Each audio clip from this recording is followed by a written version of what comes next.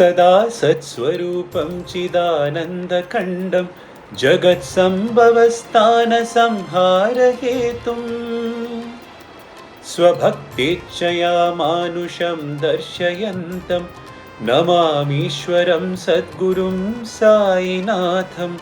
നമാമീശ്വരം സദ്ഗുരും സായിനാഥം. ഓം ശ്രീ സായിറാം. ഭഗവാന്റെ പാതാരവിന്ദത്തിൽ സാഷ്ടാംഗ പ്രണാമം. ഭഗവാന്റെ മഹിമയെക്കുറിച്ച് പല യോഗിവര്യന്മാരും ഋഷിവര്യന്മാരും അവതാര പുരുഷന്മാരും പറഞ്ഞിട്ടുണ്ട് എന്നുള്ള വിഷയങ്ങൾ നമ്മൾ മനസ്സിലാക്കിയിട്ടുണ്ട്. അതിനെക്കുറിച്ചൊക്കെ നമ്മൾ കേട്ടിട്ടുണ്ട്. പല മഹത്തായ പുരാണ ഗ്രന്ഥങ്ങളിലും ഭഗവാന്റെ ഗ്ലോറിയെക്കുറിച്ച്, ഗ്ലോറി ഓഫ് സായിയെക്കുറിച്ച് വിവരിച്ചിട്ടുണ്ട് എന്നുള്ള കാര്യം നമ്മൾ വായിച്ചിട്ടുണ്ട്. ഇതുപോലെ തന്നെ ഒരു ഗ്രന്ഥത്തിൽ, ശുഗനാടി എന്നുള്ള ഗ്രന്ഥത്തിൽ ഭഗവാനെക്കുറിച്ച് പറഞ്ഞിട്ടുണ്ട് എന്നുള്ള കാര്യം മനസ്സിലാക്കിക്കൊണ്ട് ഭഗവാന്റെ കോളേജിൽ പഠിച്ചൊരു വിദ്യാർത്ഥി ആ ഗ്രന്ഥം പഠിക്കുകയുണ്ടായി. അദ്ദേഹം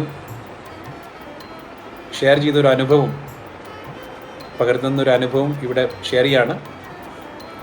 അപ്പോൾ അദ്ദേഹം ഗ്രന്ഥമൊക്കെ വായിച്ചിട്ട് അതിൽ അദ്ദേഹം മനസ്സിലാക്കിയതാണ്, ആ ഗ്രന്ഥം പഠിച്ചപ്പോൾ ആ ഗ്രന്ഥത്തിൽ പറയുന്നുണ്ട് ഭഗവാൻ എപ്പോഴും നിർവികൽപ്പ സമാധി അവസ്ഥയിലാണ് എന്ന് ആ ഗ്രന്ഥത്തിൽ വിവരിച്ചിട്ടുണ്ട് എന്നാണ് ഇദ്ദേഹം മനസ്സിലാക്കിയത്. ഇപ്പം നിർവികൽപ്പ സമാധി എന്ന് പറഞ്ഞു കഴിഞ്ഞാൽ പതഞ്ജലി മഹർഷിയുടെ അഷ്ടാംഗ യോഗത്തിൽ, പതഞ്ജലി മഹർഷിയെ നമ്മൾ ആ പേര് നമ്മൾ കേട്ട് കാണും. ഇപ്പോൾ നമ്മൾ ഇൻ്റർനാഷണൽ യോഗ ഡേ ഒക്കെ നമ്മൾ സെലിബ്രേറ്റ് ചെയ്യുന്നതുകൊണ്ട് നമ്മുടെ നാട്ടിൽ ആ പതഞ്ജലി മഹർഷിയുടെ അഷ്ട അംഗ യോഗം, 8 ലിംസ്. ആ അഷ്ട അംഗങ്ങൾ എന്ന് പറയുന്നത് യമ, നിയമ, ആസന, പ്രാണായാമ, പ്രത്യാഹാര, ധാരണ, ധ്യാന, സമാധി. ആ അഷ്ടാംഗങ്ങളിലെ ഏറ്റവും ഉയർന്ന ആ ഒരു നില, ഒരു ആധ്യാത്മിക നിലയാണ് സമാധി. സമാധി എന്ന് പറഞ്ഞാൽ സമ-ആധി. സമ-ആധി എന്ന് പറഞ്ഞു കഴിഞ്ഞാൽ ഞാൻ ഈശ്വര തുല്യമാണ്, ഞാൻ ഈശ്വര തുല്യം എന്നല്ല, ഞാൻ തന്നെയാണ് ഈശ്വരൻ. അഹം ബ്രഹ്മാസ്മി എന്ന് പറയുന്ന മാതിരി ഞാൻ തന്നെയാണ് ബ്രഹ്മൻ, പരബ്രഹ്മം, ഞാൻ തന്നെയാണ് ഈശ്വരൻ. നമ്മുടെ ശബരിമലയിൽ തത്വം അസി എന്ന് പറയുന്ന മാതിരി അത് ഞാൻ തന്നെയാണ്, അത് എന്ന് പറഞ്ഞാൽ ആ പരമ്പരയിൽ ഞാൻ തന്നെയാണ് എന്നുള്ള ആ ഒരു അനുഭവം, ആ അനുഭവത്തിൽ ആ അവയർനെസ്സിൽ ജീവിക്കുക, ആ ഒരു ഉയർന്ന നിലയാണ്. അത് യോഗിവര്യന്മാരും ഋഷിവര്യന്മാരും എത്രയോ ജന്മജന്മാന്തരങ്ങളുടെ തപസ്സൊക്കെ കഴിഞ്ഞിട്ട്, ആ കഠിന പ്രയത്നവും കഠിന തപസ്സൊക്കെ കഴിഞ്ഞ് അവർ എത്തുന്നൊരു സ്ഥിതിയാണ് ഈ നിർവികൽപ്പ സമാധി എന്ന് പറയുന്നത്. അപ്പോൾ ആ ഒരു നിർവികൽപ്പ സമാധി സ്ഥിതിയിലാണ് ഭഗവാൻ എപ്പോഴും എന്നാണ് ഇദ്ദേഹം മനസ്സിലാക്കിയത്. ഇത് മനസ്സിലാക്കിയെങ്കിലും നേരിട്ട് ഭഗവാന്റെ തിരുമുഖത്തിൽ നിന്ന് തന്നെ കേൾക്കണമെന്ന് ഇദ്ദേഹത്തിനൊരു ആഗ്രഹം. അപ്പോൾ അതിൻ്റെ അവസരം കിട്ടിയ സമയത്ത് ഭഗവാന്റെ അടുത്ത് ഇങ്ങനെ ആ വിദ്യാർത്ഥി ചോദിക്കുകയാണ്, സ്വാമി, ഭഗവാൻ ഇങ്ങനെ പറഞ്ഞ് ഞാൻ കേട്ടിട്ടുണ്ട് സ്വാമി, ഇങ്ങനെ ഭഗവാൻ പറഞ്ഞല്ല, ഞാൻ ഈ പുസ്തകത്തിൽ വായിച്ച് ഞാനിങ്ങനെ കേട്ടു സ്വാമി, സ്വാമി എപ്പോഴും നിർവികൽപ്പ സമാധി അവസ്ഥയിലാണ് എന്ന് ഞാൻ പഠിച്ചിട്ടുണ്ട് സ്വാമി, അത് ശരിയാണോ എന്ന് ചോദിക്കുമ്പോൾ ഭഗവാൻ പുഞ്ചിരിച്ചുകൊണ്ട് ഭഗവാൻ പറയാണ്, ബംഗാരു, ഞാൻ സ്വാമി നിർവികൽപ്പ സമാധി അവസ്ഥയിലല്ല. യോഗിവര്യന്മാരും ഋഷിവര്യന്മാരും കഠിന തപസ് അനുഷ്ഠിച്ചതിന് ശേഷം അവരെ നിർവികൽപ്പ സമാധി എന്നുള്ള അവസ്ഥയിൽ എത്തുന്ന സമയത്ത് അവരെന്താണോ അനുഭവിക്കുന്നത്, ആ സ്ഥിതിയിൽ, ആ ഉയർന്ന തലത്തിൽ അവരെത്തുന്ന സമയത്ത് അവർ അനുഭവിക്കുന്ന ആ ബ്രഹ്മാനന്ദം എന്താണോ, ആ മഹത്തായിട്ടുള്ള ആനന്ദം എന്താണോ, ആ മഹത്തായിട്ടുള്ള അനുഭൂതി എന്താണോ, അതാണ് ഞാൻ, ആ വസ്തുവാണ് ഞാൻ. പിന്നെ ഞാൻ പറയാണ്, സ്വാമി പറയാണ്, അദ്ദേഹം നിർവികൽപ്പ സമാധി അവസ്ഥയിലല്ല, ആ അവസ്ഥയിലല്ല സ്വാമി.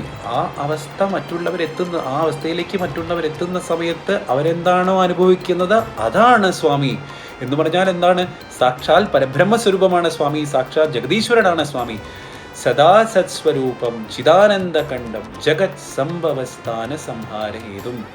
ഈ സൃഷ്ടി, ഈ നമ്മൾ ഈ കാണുന്ന പ്രപഞ്ചത്തിൻ്റെ മുഴുവൻ സൃഷ്ടിയുടെ കാരണമാകുന്നത് ആരാണോ, അതിൻ്റെ സ്ഥിതി, നിലനിൽപ്പിൻ്റെ ഹേതു കാരണമാകുന്നത് എന്താണോ, അതിൻ്റെ സംഹാരത്തിൻ്റെ കാരണമാകുന്ന സൃഷ്ടി സ്ഥിതി ലയം, അതാണ് ഈശ്വരൻ്റെ ഡെഫിനിഷൻ, അതാണല്ലോ. സൃഷ്ടിയുടെയും സ്ഥിതിയുടെയും ലയത്തിൻ്റെയും കാരണമാകുന്നത് അതാണോ ആ സാക്ഷാത് പരബ്രഹ്മസ്വരൂപം തന്നെയാണ് ഭഗവാൻ, സാക്ഷാത് ജഗദീശ്വരനാണ് ഭഗവാൻ എന്ന് ഭഗവാൻ വെളിപ്പെടുത്തുകയാണ്. ഒന്ന് ആലോചിച്ച് നോക്കുകയാണ്, ആ ഒരു പരബ്രഹ്മ സ്വരൂപമായ ഭഗവാൻ നമ്മുടെ സ്വഭക്തേച്ഛയ മാനുഷം ദർശയന്തം, ആ ഭക്തരുടെ പ്രാർത്ഥന കേട്ടുകൊണ്ട് ആ സൃഷ്ടി സ്ഥിതിക്കും ലയത്തിനും ഹേതുവായിട്ടുള്ള സാക്ഷാത് പരബ്രഹ്മ സ്വരൂപം ഒരു മനുഷ്യാകാരം എടുത്തു വന്നതാണ്, നമ്മുടെ ഭഗവാൻ അവതാരം എടുത്തു വന്നതാണ് നമ്മുടെ സ്വാമി. നമ്മുടെ ഒരു മഹത്തായിട്ടുള്ള ഭാഗ്യത്തിനെ കുറിച്ചൊന്ന് ആലോചിച്ച് നോക്കുക. ആ സാക്ഷാത് പരബ്രഹ്മ സ്വരൂപനായ ഭഗവാനെയാണ് നമുക്ക് ദർശിക്കാൻ പറ്റിയത്. നമുക്ക് നേരിട്ട് നമ്മൾ കണ്ടിട്ടില്ലെങ്കിലും ഇപ്പോഴും നമ്മൾ വീഡിയോയിലും മറ്റുമായിട്ട് നമുക്ക് ഭഗവാനെ കാണാൻ പറ്റുന്നുണ്ട്.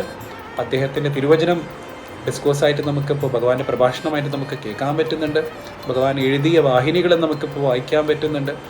ആ സാക്ഷാത് പരബ്രഹ്മ സ്വരൂപനായിട്ടുള്ള ഭഗവാനെ തന്നെ നമ്മുടെ ഗുരുവായിട്ട് നമുക്ക് കിട്ടിയിട്ടുണ്ട്. അത് ഇഹമായാലും പരമായാലും ലൗകികമായിട്ടുള്ള കാര്യങ്ങളായാലും ആധ്യാത്മിക തരത്തിലുള്ള കാര്യമായാലും അതിൽ നിന്നൊക്കെ നമ്മുടെ കൈപിടിച്ച് നയിക്കാൻ ആ ഭഗവാൻ നമ്മുടെ കൂടെയുണ്ട്. ആ പരബ്രഹ്മ സ്വരൂപമായ ഭഗവാൻ അദ്ദേഹത്തിൻ്റെ അവതാരത്തിൻ്റെ 100ാമത്തെ ഒരു ജന്മദിന ആഘോഷത്തിൻ്റെ ഭാഗമാവാനും നമുക്ക് പറ്റുന്നുണ്ട്.